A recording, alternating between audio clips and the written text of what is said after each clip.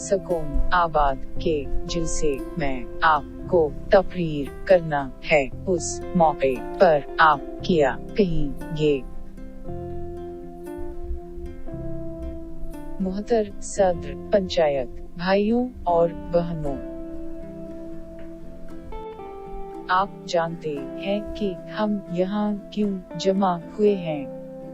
लोग हमारे जिंगल बर्बाद कर रहे हैं। उस जुल्म के खिलाफ हम जरूर आवाज उठाना है।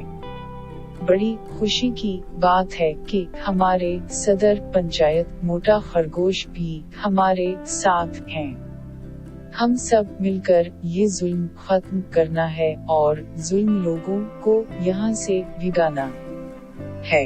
ये कहकर मेरी छोटी तकरीर खत्म करता। शुक्रिया।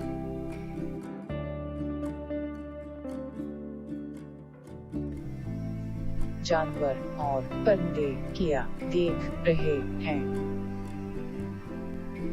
इंसान चट्टान तोड़ कर रहे हैं। लारी में चट्टान ले जा रहे हैं। लारी में क्या ले जा रहे हैं? चट्टान ले जा रहे हैं।